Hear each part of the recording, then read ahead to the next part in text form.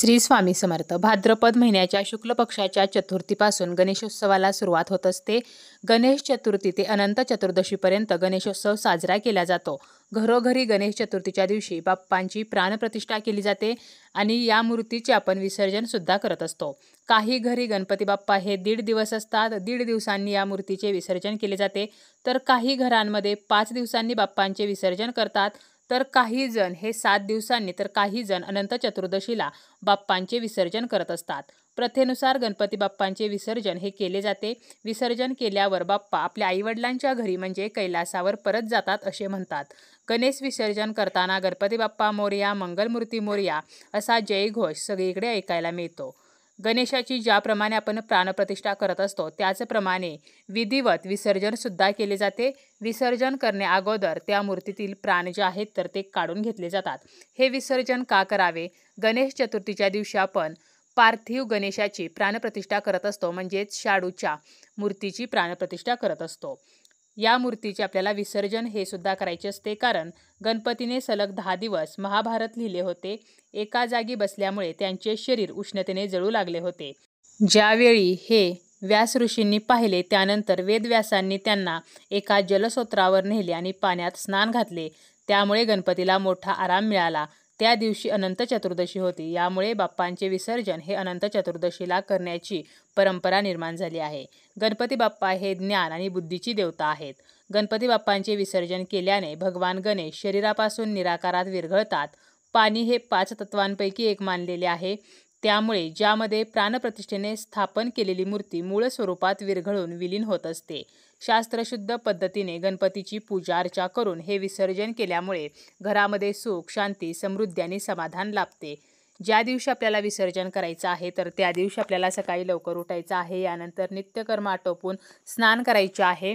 चुकूनही आपल्याला या दिवशी काळ्या रंगाचे वस्त्र परिधान करायचे नाही. शक्य असल्यास आपल्याला लाल रंगाचे वस्त्र परिधान करायचे आहे. आणि यानंतर आपल्याला गणपती बाप्पांची उत्तर पूजा करायची आहे. उत्तर पूजा कशी करायची? तर सर्वप्रथम आपल्याला बसायला आसन घ्यायचं आहे. गणपती बाप्पांसमोर आपल्याला बसायचं आहे. स्वतःला कुंकवाचा टिळा लावायचा आहे. यानंतर आपल्याला तुपाचा दिवा लावायचा आहे. या दिव्याची आपल्याला पूजा करायची आहे. दिव्याला हळदी कुंकू, अक्षता, फुल अर्पण करायचं आहे. यानंतर आपण जो कलश मांडलेला असतो या कलशाला सुद्धा हळदी कुंकू, अक्षता, फुल अर्पण करायचं आहे. आणि गणपती बाप्पांना सुद्धा आपल्याला हळदी कुंकू, अक्षता, जास्वंदीचं फूल, दुर्वा अर्पण करायचे आहेत. यानंतर आपल्याला गणपती बाप्पांची आरती करायची आहे. धूप दीपाने ओवाळायचं आहे. बाप्पांना मोदकाचा नैवेद्य दाखवायचा आहे. आवर्जून आपल्याला या दिवशी मोदक बनवायचे आहेत. त्याचप्रमाणे आपल्या घरातील सर्व सदस्यांनी बाप्पांची पूजा करायची आहे. बाप्पांना हळदी कुंकू, अक्षता, फुले व्हायची आहेत आणि मनोभावे नमस्कार करायचा आहे. गणपती बाप्पांची मूर्ती ही आपल्याला डायरेक्ट उचलायची नाही, तर त्या अगोदर आपल्याला उजव्या हातामध्ये अक्षता घ्यायच्या आहेत आणि आपल्याला गणपती समोर आपला हात न्यायचा आहे आणि म्हणायचं आहे की हे गणराया, तुम्ही आमच्या घरी 5 दिवस किंवा 10 दिवस, जेवढ्या दिवस आपल्याकडे गणपती बाप्पा आहेत तर तेवढ्या दिवस होता असं म्हणायचं आहे. त्यामुळे आमच्याकडून तुमच्या पूजेमध्ये जर काही चूकभूल झाली असेल तर आम्हाला क्षमा करा आणि आमच्याकडून केली गेलेली साधी सोपी सेवा तुम्हाला समर्पित आहे. आमच्या घरून जाताना घरातील दुःख घेऊन जा आणि सुख कायमस्वरूपी ठेवून जा. तर असे आपल्याला म्हणायचे आहे. ज्या व्यक्तीने गणपती बाप्पांची प्राणप्रतिष्ठा केली होती तर त्याच व्यक्तीने ही उत्तर पूजा करायची आहे. आणि आपल्याला एक मंत्र सुद्धा म्हणायचा आहे. ओम यान्तु देवगणा सर्वे पूजामादाय मामकीम इष्टकाम समृद्ध्यर्थ पुनरर्पी पुनरागमनाय च. हा मंत्र म्हणणे शक्य नसेल तर साध्या सोप्या शब्दामध्ये म्हणायचा आहे. आजपर्यंत या पार्थिव मूर्तीची केलेली पूजा सर्व देवगणांनी स्वीकारावी आणि इच्छित कार्याच्या सिद्धीसाठी आणि पुन्हा येण्यासाठी तुम्ही आता मूळ स्थानी प्रस्थान करावे. तर असे म्हटले तरी सुद्धा चालेल. आणि असे म्हणून आपल्याला आपल्या हातातील अक्षता ह्या गणपती बाप्पांच्या डोक्यावरती टाकायच्या आहेत. यामुळे त्या मूर्तीतील प्राण निघून जातात. आपण प्राणप्रतिष्ठा करताना त्या मूर्तीमध्ये प्राण आणतो, त्यामुळे विसर्जन करताना हे प्राण काढून टाकायचे असतात. त्याचप्रमाणे यानंतर आपल्याला मूर्ती जी आहे तर ती थोडीशी हलवायची आहे आणि सर्व साहित्य जे पूजेमध्ये आपण वापरलेले आहे तर ते एका बाजूला काढून घ्यायचं आहे. दुर्वा असतील, त्याचप्रमाणे फुले असतील, हार असतील, जे काही आपण साहित्य ठेवतो, विडे ठेवतो, तर हे सर्व साहित्य आपल्याला काढून घ्यायचं आहे. या साहित्यातील जे साहित्य वापरण्यायोग्य आहे, म्हणजे विड्यावरती ठेवलेली खारीक असेल किंवा खोबरं असेल तर हे आपल्याला घरामध्ये वापरायचं आहे आणि उरलेलं जे साहित्य आहे तर ते गणपती बाप्पांसोबत आपल्याला विसर्जित करायचं आहे. कलश जो आपण मांडतो तर त्यावरचा नारळ आपण विसर्जित करू शकतो किंवा तो नारळ आपण फोडून त्याचा गोडाचा प्रसाद बनवून घरातील सर्व सदस्यांना तो वाटू सुद्धा शकतो.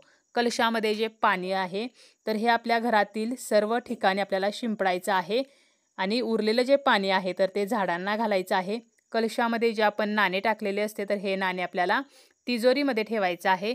एका लाल कापडामध्ये किंवा एखाद्या डबीमध्ये आपण गणपती बाप्पांचा आशीर्वाद म्हणून हे नाणे ठेवू शकतो. फळे जी आपण गणपती बाप्पांसमोर ठेवलेली असतात तर ती प्रसाद म्हणून खायची आहेत आणि गणपती बाप्पांची मूर्ती उचलताना गणपतीच्या जयघोषामध्ये आपल्याला ती उचलायची आहे. बाप्पांसोबत आपल्याला शिदोरी सुद्धा द्यायची आहे. शिदोरी द्यायला आपल्याला अजिबात विसरायचं नाही. यामध्ये गणपती बाप्पांचे आवडते मोदक, त्याचप्रमाणे दही भात, चिरमुरे तर असा कोणताही प्रसाद आपण देऊ शकतो. बाप्पांसोबत शिदोरी का द्यावी तर गणपती बाप्पांना वाटेने भूक लागेल म्हणून ही शिदोरी द्यावी अशी मान्यता आहे. आपण प्रवासाला जाताना जसं आपल्यासोबत काहीतरी खाण्यासाठी घेतो त्याप्रमाणे बाप्पांचा परतीचा प्रवास हा सुकर व्हावा म्हणून ही शिदोरी दिली जाते.